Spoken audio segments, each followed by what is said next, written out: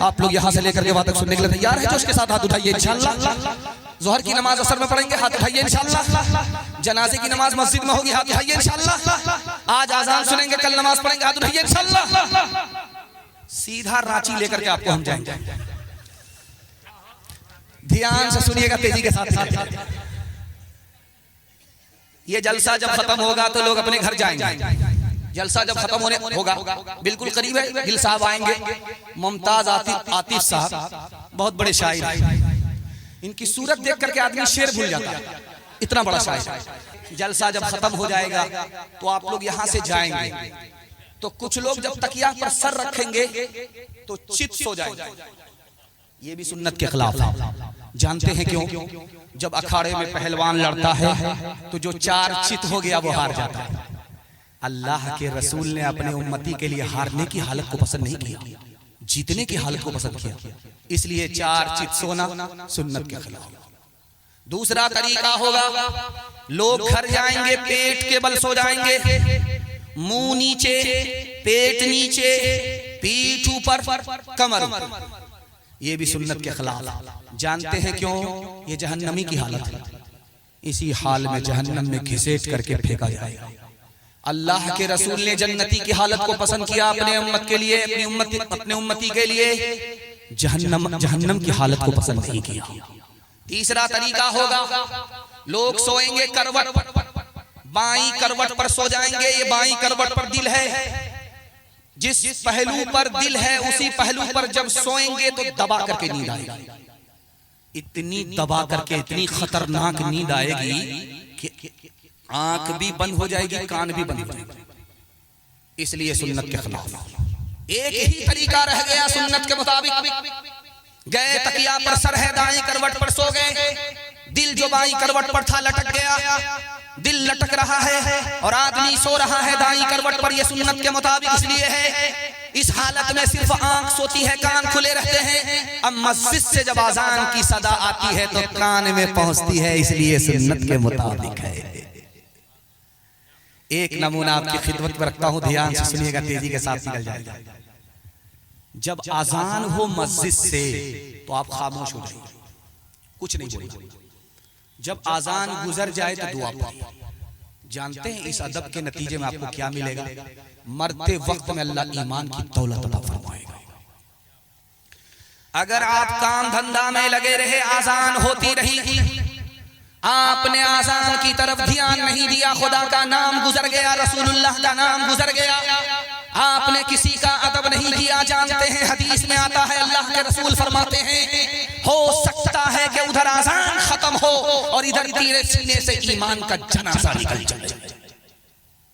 अल्लाह के रसूल बैठे हैं, आजान हो रही, सामने बीवी है आयशा रजी अल्लाह अन्हा।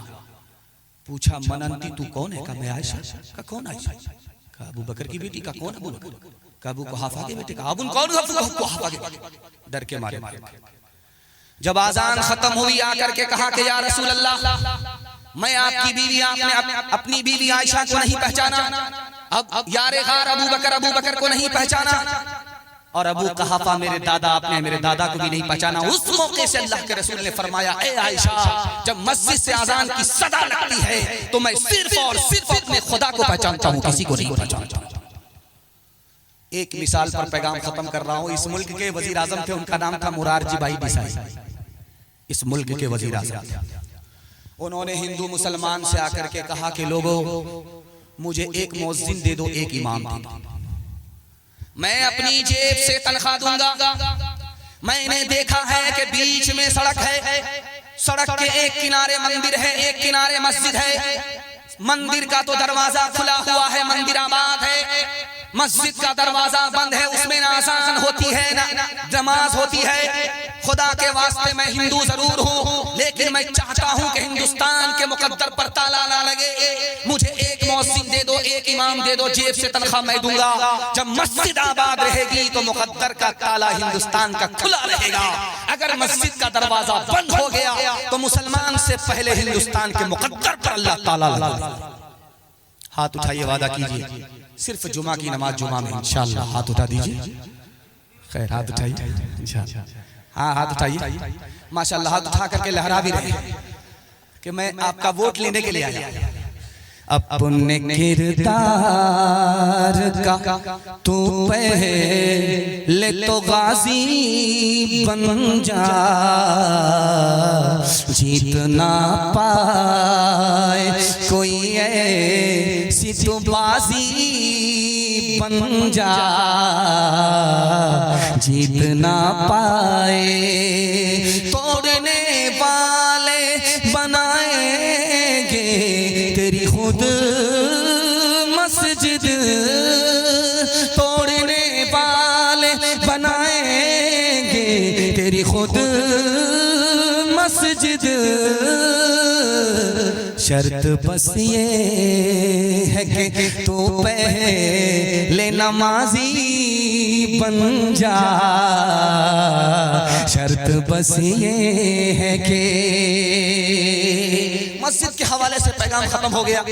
आपके छोटे छोटे बच्चों के हवाले से आपको पैगाम देना चाह रहा हूँ। कुर्सी पर 2 बच्चे बैठे हुए, लाइए जितना कुछ है झाड़ करके हमको दे दीजिए, हम भी झाड़ करके हाथ झाड़ करके निकल जाएंगे। हमारी नियत पैसे पे होगी।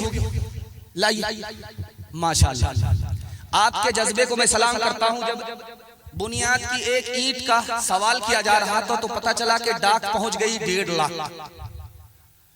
ये झारखंड का ही इम्तियाज है, वरना कहीं ऐसा देखने को नहीं मिलता कि एक ईंट पर इतनी बड़ी डाक लगती। अल्लाह आपकी रोजी में, रोजगार में, सेहत में, औलाद में खूब खूब बरकत अता फरमाए। मस्जिद की रहमत से, बरकत से अल्लाह आपको महरूम न फरमाए। आपने रिकॉर्ड बना दिया। छोटे छोटे बच्चों के हवाले से आपकी खिदमत में पैगाम रखता हूँ, ध्यान से सुनिएगा। भी हजरत फरमा रहे थे मकतब होना चाहिए। देखिए ये झारखंड जहाँ जलसा हो रहा है, या कौम है उसका नाम है आदिवासी। आदिवासी कौम की खूबी दिखाने के लिए जा रहा हूँ, मुसलमान के अंदर भी नहीं है। आदिवासी की तादाद इतनी कम है कि आप उंगली पर गिन सकते हैं। मुसलमानों की इतनी तादाद है कि साल लग जाएंगे, गिनती पूरी नहीं। लेकिन आदिवासी की सरकार इस झारखंड में, जानते हैं क्यों? आदिवासी कौम की खूबी है, अपने बड़े की बात मानने में गर्दन तो कटा सकती है लेकिन बात कटने नहीं देती। अपने बड़ों की बात को मानने में उन्होंने अपनी सरकार बना ली। हमने अपने बड़ों से मनवाने के चक्कर में यहाँ भी जिल्लत उठा रहे, वहां भी जिल्लत उठा रहे। न उम्मीद है, न हाल खुशहाल है, न मुस्तकबिल रोशन होने वाला। दूसरी कौम की एक मिसाल आपकी खिदमत में देता हूं। एक सरदार कौम है, सिख कौम है, जो आपके हीरोडी से लेकर के पंजाब तक में। लेकिन मैं मसनद रसूल पर चैलेंज करता हूं, आप किसी भी पंजाबी को दिखा दीजिए भीख मांगता हुआ, उसी दिन मैं गुलामी लिख दूंगा। नहीं दिखा सकते। और किसी पंजाबी को देखिए पगड़ी के बगैर, दाढ़ी के बगैर दिखा दीजिए, नहीं दिखा सकते। अब सरदार की तादाद इतनी कम है इस हिंदुस्तान में, पंजाबियों की तादाद इतनी कम है जैसे आटे में बाल, और मुसलमानों की तादाद इतनी ज्यादा है जैसे आसमान पर सितारे। लेकिन जो शान और शौकत पंजाबी को अल्लाह ने अता की है वो मुसलमान को हासिल नहीं। जानते हैं क्यों? दीन और धर्म को उस कौम ने दांत से पकड़ा, अल्लाह ने इज्जत की चोटी पर पहुंचा दिया। हमने दीन और धर्म को ठुकराया, अल्लाह ने जिल्लत के कड़े में हमें डाल दिया। आपके हीरोडी में एक कौम है, उसका नाम है मरवाड़ी। यहां से लेकर के वहां तक आप मरवाड़ी को देखते हैं। पूरे हिंदुस्तान में सबसे ज्यादा अगर कोई कौम तरक्की कर रही तो मरवाड़ी है। और मरवाड़ी की 2 खूबी दिखाने के लिए जा रहा हूं, कल आप तजर्बा कर लीजिए। आप मेरा गिरबान पकड़ सकते हैं, हाई कोर्ट में जाइए, सुप्रीम कोर्ट में जाइए, डिस्ट्रिक्ट कोर्ट में जाइए, पूछिए वकील से जाकर के मरवाड़ी का केस आता है, डायरेक्ट बोलेगा नहीं आता।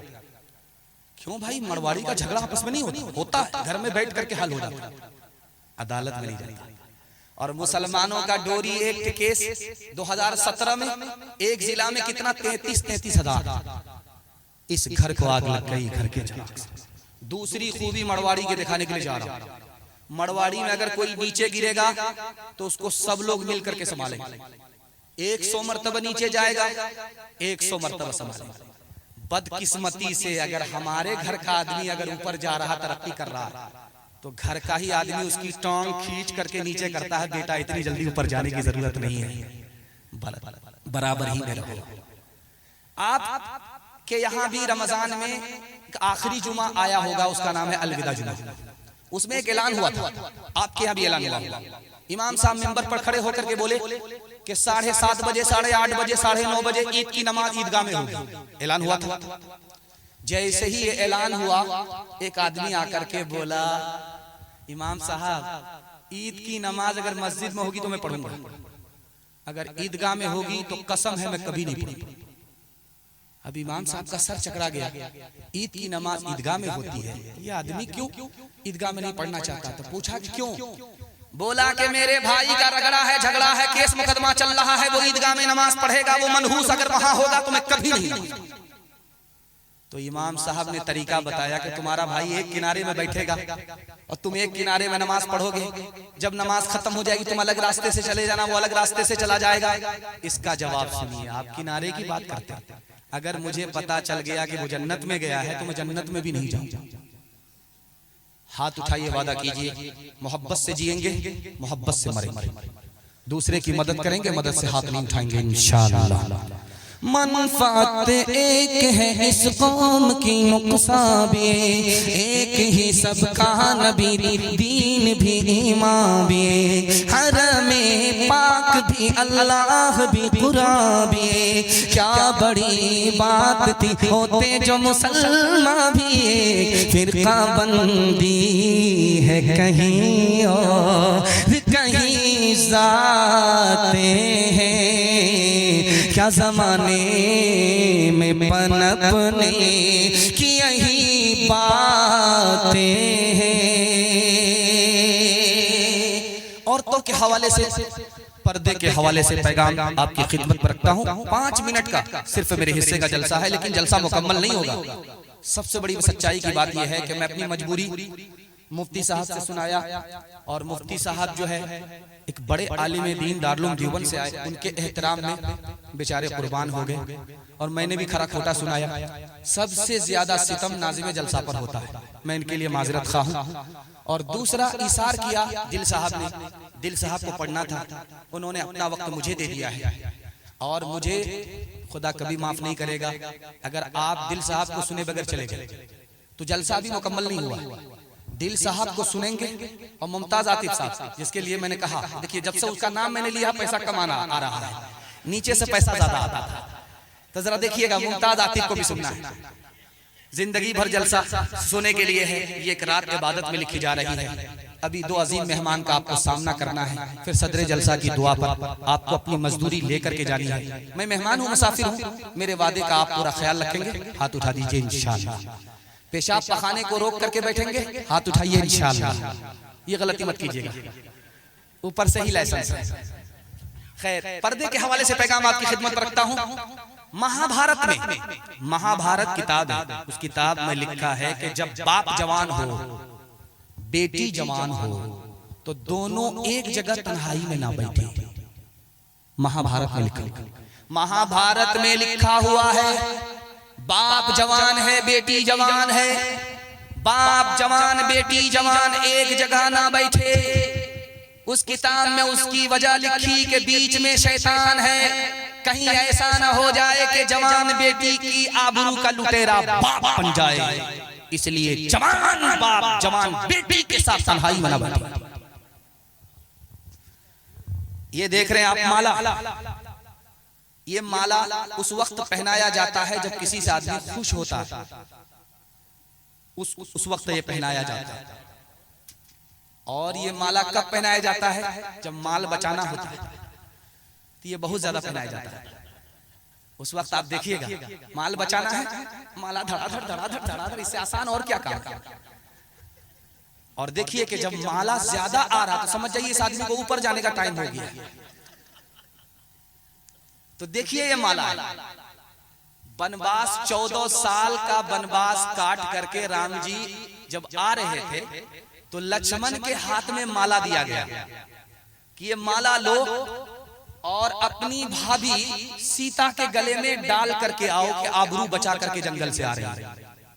14 साल का बनवास काट करके आ रही है, बेमिसाल औरत है, इसके गले में जाकर के माला डालो। तो लक्ष्मण जी माला लिए, झटक करके चलने लगे, 100 कदम जाकर के रुक गए, सोचने लगे। लोगों ने कहा अरे क्यों भाभी के गले में डाल करके आओ, चले गए, झटक करके खड़े क्यों हो गए, क्या सोच रहे हो? कहा कि मेरी भाभी 4 औरतों के साथ बैठी है, मुझे पता ही नहीं कि उसमें मेरी भाभी कौन। करे अल्लाह का बंदा 14 साल भाभी के साथ रहे, तुमको पता ही नहीं कि भाभी कौन। का वो तो घूंघट डाल करके रहती थी, चलते हुए सिर्फ मैंने पांव देखा है, चेहरा नहीं देखा। शादी के 4 महीने के बाद औरत को बच्चा हुआ, तो उसने शौहर से कहा इसका क्या नाम रखा जाए। तो शौहर बोला कि इसका क्या नाम रखोगे? इसका नाम रखो तेज रफ्तार। 9 महीने का सफर 4 महीने में तय कर दिया, तो इसका नाम वंदे भारत रखो, राजधानी रखो, और क्या रखा। हाथ उठाइए, वादा कीजिए अपने घर की औरत की आबरू और ईमान की हम खुद हिफाजत करेंगे, पर्दे को रिवाज देंगे। हाथ उठाइए इंशाअल्लाह। बहन से ज्यादा साली पर मेहरबान होंगे, हाथ उठाइए इंशाअल्लाह। खैर माशाअल्लाह, बच गए, झटका जरा लगा था जोर का। जिस्म पर लिबास की कमी अजीब लगती है, मुझे अमीर बाप की बेटी गरीब लगती है, जिसे आंचल भी नहीं सर का संभाला जाता, उससे क्या खाक तेरे घर की हिफाजत होगी। कहाँ गई वो सीता मैया और कहाँ है अब मरियम, भारतवर्ष में जिनके चरित्र पे गर्व किया करते हैं हम, जो अपनी इतिहास भुला दे, आग लगे उस फैशन में, आग लगे उस फैशन में। हिंदुस्तान का चेहरा देखो सच्चाई के दर्पण में, हिंदुस्तान का चेहरा देखो सच्चाई के दर्पण में। अमन की देवी तड़प रही है गांधी जी के आंगन में, गांधी जी के आंगन में। आखिरी पैगाम आपकी खिदमत में रखता हूँ, ध्यान से सुनिएगा। बेटी बीमार है, मर रही है, तो बाप को बुला करके कान में कहा कि अब्बा आमीन बोलो। तो बाप ने एक बार आमीन कहा कि दूसरी बार बोलो, बाप ने दूसरी बार कहा, तीसरी बार बोलो, बाप ने तीसरी बार कहा। हाथ जोड़ करके बाप ने बेटी से कहा कि बेटी अब दुनिया छोड़ करके जाने वाली हो, हमसे जुदा होने वाली हो, तुमने कौन सी दुआ की और मुझसे आमीन के लिए कहा, बता दो। तो बेटी ने कान में कहा, अब्बा हुजूर मैं कुंवारी से बूढ़ी हो गई, बूढ़ी से बीमार हो गई, बीमार से मैं अब दुनिया छोड़ करके जा रही हूँ, तुमने मेरा निकाह नहीं किया, निकाह से मुझको महरूम किया। मैंने दुआ किया है अल्लाह से कि तुमने मुझको निकाह से महरूम किया है, अल्लाह इसको अपनी जन्नत से महरूम कर दे। इधर लड़की का बाप बैठा हुआ है, उधर लड़के का बाप। तो लड़के का बाप लड़की के बाप से कह रहा है, समधी शादी में तो नीचे से सब कुछ दिया, ऊपर से कुछ बढ़ा दिया। अब उसका सर चकरा गया कि गाड़ी दिया, पैसा दिया, सामान डबल डबल दिया, और 10 साल के लिए मकरूज हो गया कि बेटी तो ससुराल चली जाएगी, मुझको कब्र तक कर्जा ही उतारना। अब उसका कलेजा पानी हो गया, दहल गया, पैर के नीचे से जमीन निकल गई। समधी से पूछा कि समधी आपके जुमले का मतलब नहीं समझे, ऊपर से कुछ बढ़ा दीजिए।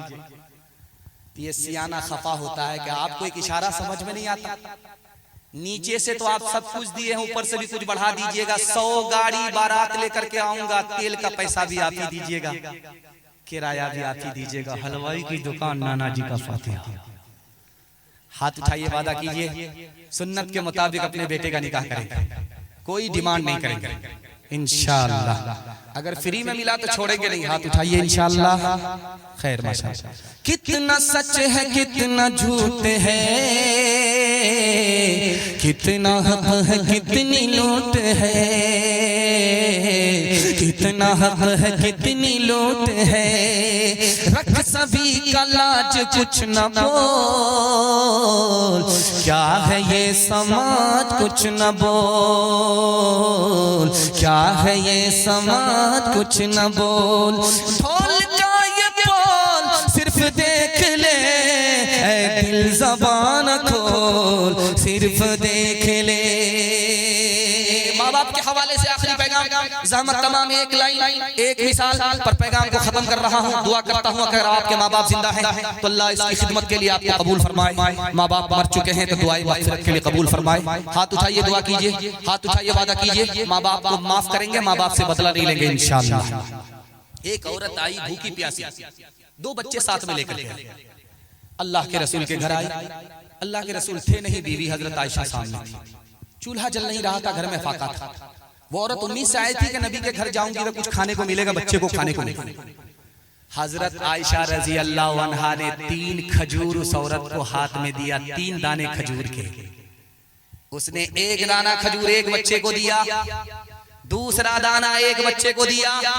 इंतजार करने लगी कि ये बच्चा खा करके फारिग हुआ, वो बच्चा खा करके फारिग हुआ।